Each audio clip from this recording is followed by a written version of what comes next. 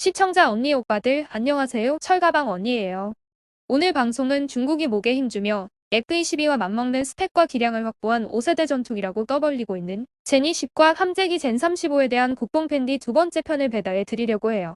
중국 공산당의 J 시리즈 전투기 개발과 엄청난 자금과 인력을 투자해가며 항공과학기술 수준을 올리려는 의지를 보는 일부 밀리터리 매니아층에서는 그들의 과도한 무기 생산과 개발 의지가 걱정이 되는지, 상대적으로 만약 중국이 제니12에 자체 개발에 성공한 엔진까지 장착하여 실전 배치를 하게 된다면 미국은 그 상황을 그대로 보고만 있지는 않을 것이라고 말하고 있죠. 그리고 미국은 중국의 제니10을 확실하게 압도할 수 있는 F-22 이후의 후속 기종을 내놓기 위해 사실은 지금도 그것에 대한 개발과 연구가 진행형이란 소리를 하고 있기도 하지만, 사실 2005년부터 미의회에서 기존의 F-22를 유지하는 자체가 엄청난 예산 낭비라고 몰아붙이며 욕을 해대는 상황이 벌어지고 있는 것을 감안한다면 이런 생각은 기대에 불과한 것이 아닐까요?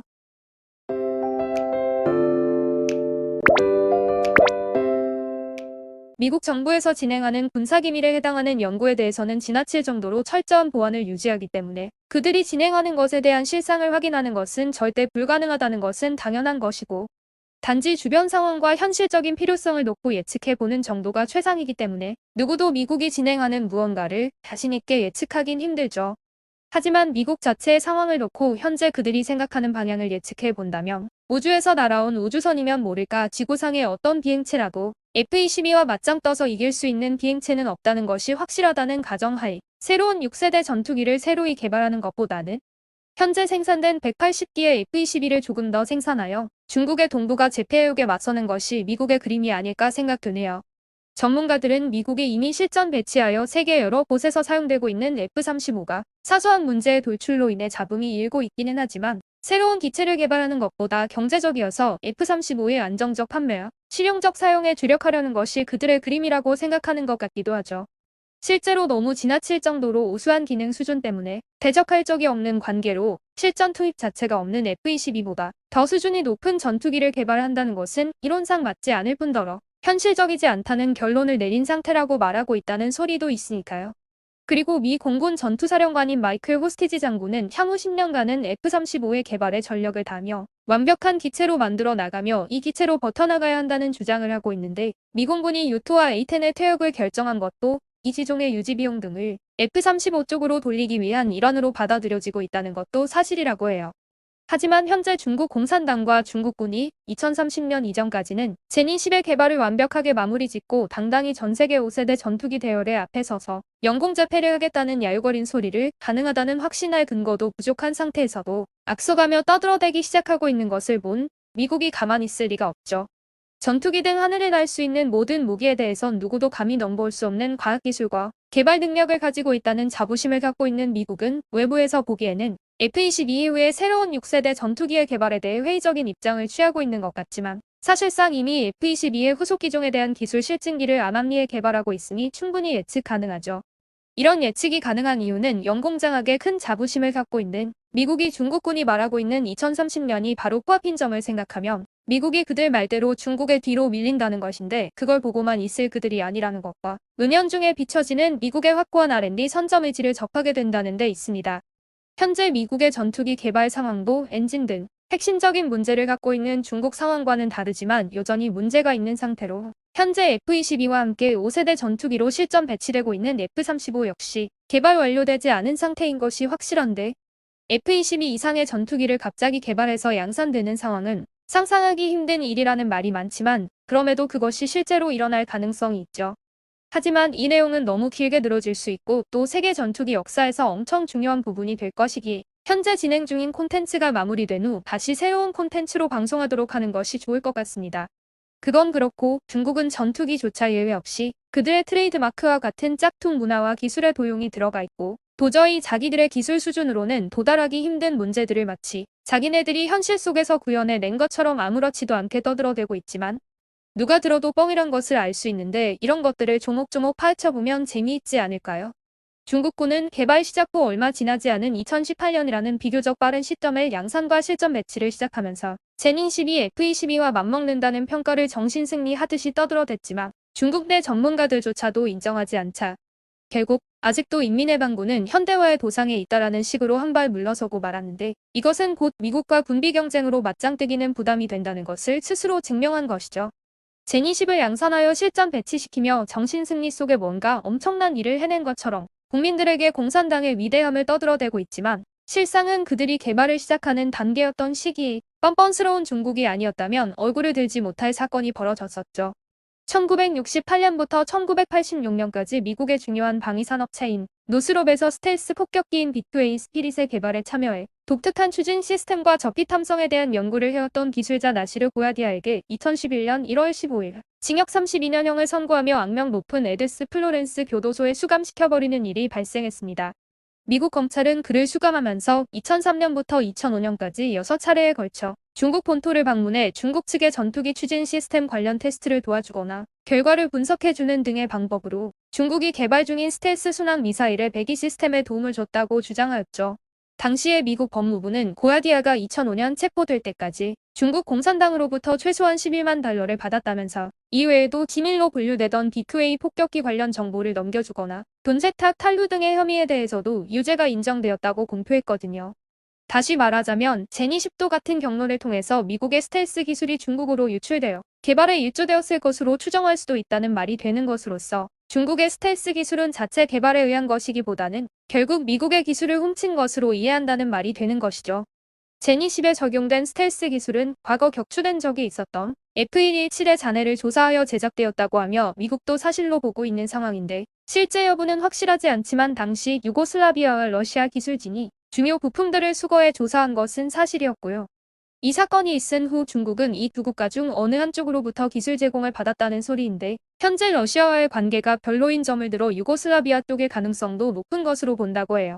그러나 이것은 미국의 주장이고 방위산업 관련자나 군사 전문가들은 중국 공산당의 스텔스 기술은 YF-23이나 격추된 F117의 기술이 도용되었다기보다는 미그 MFI의 기술 상당 부분을 베낀 것이 지금의 제니10의 모습일 것이라고 보는 경우가 더 많다고 하거든요. 방위산업 관련자들이 이렇게 생각하는 이유는 제니10 기체의 외형 모터가 F-22, F-35, 수호이온 17과는 달리 기수 조종석 쪽에 카나드를 둔 미그 MFI를 거의 빼다 박았으며 특히 미그 MFI 양산형 상상 모형을 보면 더욱 비슷하고 공기 흡입구 위치와 F-35와 유사한 형태 위치의 EOTS도 미그 MFI에 예정된 장치였기 때문이라고 하죠. 그러나 미그 MFI에 없는 DSI형 공기 흡입구가 적용된 것을 보면 중국이 해킹 등의 방법으로 빼낸 F-35의 DSI 등 일부 기술을 제니10 기체 제작에 적용했을 가능성도 있어 미국과 러시아의 기술을 두루 참고하여 개발했을 가능성도 충분히 있을 수 있다고 판단합니다. 그러나 결국 이 말들은 중국 공산당의 기술 도용 사실과 제니10은 짝퉁 작품의 수준에 머무는 정도를 넘어서지 못한 전투기라는 것을 지적한다는 점에선 같은 맥락이니 우리 한국의 입장에서 보면 그게 그건 거죠. 중국군은 제니10 이후 F-35와 엄청 비슷해 보이는 함재기용으로 생각되는 스텔스기인 젠-35를 외부에 공개했는데 이 기체가 미국의 F-35와의 차이점은 미국이 한 개의 엔진을 장착한 것에 반해 중국의 젠-35는 두 개의 엔진을 장착했다는 것이죠.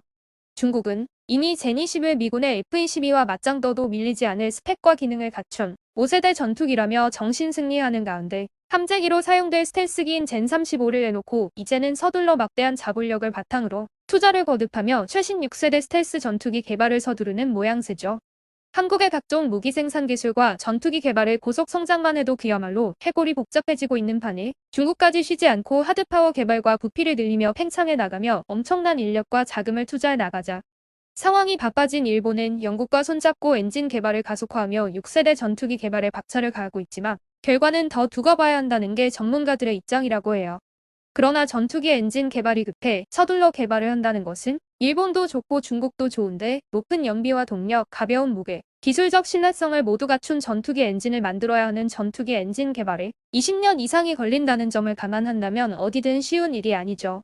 하여간 중국 선양항공개발사는 젠-35형 스텔스 함재기를 공개해 미국과 서방 군사 전문가들의 주목을 받았었는데 2012년에 처음으로 시험 비행을 한 FC-31형 스텔스 전투기를 003형 포지엔 항모에 탑재하기 위해 캐터펄트식 이륙체계 함재기로 개조한 것으로 알려져 있다고 해요.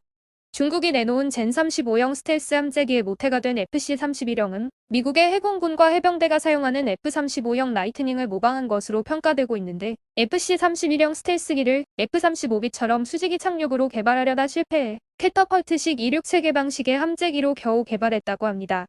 군사 전문가들은 FC-31형을 개발할 때 러시아 RD-94명 터보팬 엔진을 탑재했었지만 러시아가 중국 내 라이센스 생산을 거부해 자체 개발한 WS-13형 엔진을 탑재한 것이며 중국과 파키스탄이 공동 개발한 JF-17형 미스텔스 전투기에 탑재한 엔진을 개량한 WS-13형을 탑재함으로써 스텔스 효과에 부정적 영향을 줄 것이라는 평가를 하고 있죠. 현재 미 해군, 해병대와 한국군, 일본군 등이 운용하는 F-35ABC형 스텔스 전투기는 크레넨 위트니사의 F-135PW100 터보팬 엔진 한 대로 이륙 출력 191kN을 생산하지만 젠35형 스텔스 함재기는 중국 귀조호 엔진 개발사의 WS-13형 엔진 2대를 탑재해야 겨우 174kN 정도를 낼 수 있거든요. 대한민국의 KF-21 첫 시험 비행 성공 직후 중국은 서둘러 젠35라는 F-35의 중국판 짝퉁 전투기를 공개했는데 역시 중국의 카피 본능을 여실히 보여주는 짝퉁 실력은 눈을 의심케 할 정도로 미국의 F-35를 빼다 박았다는 것이 일반적인 평가입니다. 서방 군사 전문 매체의 반응 또한 복사기로 복사하듯 미국 스텔스 전투기 F-35의 디자인을 맡긴 짝퉁 F-35라는 거였고 젠35의 앞부분에 뾰족하게 나와 있는 적외선 탐지 추적 장비 센서 역시 F-35의 전자광학 추적 장치와 비슷한 기능을 하는 장치라고 해요. 젠35는 조종석 구조와 개폐 방식도 F-35와 거의 비슷하고 조종 사용 표시 장치를 현재 F-35는 헬멧 장착 영상 장비로 옮겨갔지만 중국은 F-35가 예전에 썼던 전방 표시 장치를 장착했으며 엔진 배기구도 F-35와 비슷한 톱니 모양으로 제작하면서 스텔스 기능을 위한 설계라고 공색한 주장을 하고 있죠. 이처럼 외적으로 짝퉁으로 인식이 가능한 모습이 보이는 상황에서 해외 군사 전문지들은 젠35가 미국 스텔스 전투기인 F-35의 디자인 등 기체의 핵심적인 분야를 그대로 베꼈지만 엔진 등 핵심 기술 확보 여부를 의심의 눈초리로 보고 있다고 해요. 과거 러시아의 수호이 27을 카피한 그들의 짝퉁 항공모함 함재기 젠15 역시 엔진 문제로 제대로 된 무장도 하지 못하고 있는 현실로 볼 때 이러한 의구심은 당연한 것이 아닐까요? 중국은 젠35형 스텔스 함재기를 공개하면서 매우 상세한 사진을 함께 내놓았기 때문에 군사 전문가들이 비교적 정확한 평가를 할 수 있는 근거가 되고 있죠. 이러한 상황에서 2021년 2월부터 미 해군의 칼 빈슨, 에이브러햄 링컨, 제럴드 포드의 항모의 F-35C형 스텔스 함재기는 13년간 다양한 시험 평가 과정을 거쳤는데 중국군은 FC-31형 스텔스 전투기의 2012년 첫 시험 비행 이후 별다른 개발 성과의 공개가 없었거든요. 이 FC-31형 스텔스 전투기를 젠35형 캐터펄트식 이륙 방식 함재기로 개량한 것이 그들이 주장하듯 모든 기능의 완벽한 수행이 가능하다면 분명 획기적인 사례라고 할 수 있겠지만 전혀 검증되지 않은 중국형 전자기 이륙체계 방식을 탑재한 푸지엔 항모에서 젠35형 전투기가 젠15T형 함재기를 성공적으로 대체하기 위해서는 상당한 노력과 기간이 필요할 것이라는 평가를 받고 있습니다. 오늘 방송은 여기까지입니다. 구독, 좋아요는 제가 콘텐츠 제작을 하는데 큰 힘이 됩니다. 시청자 여러분 편안하고 즐거운 생활하세요. 우리나라 좋은 나라, 대한민국 만세. 감사해요 언니 오빠들.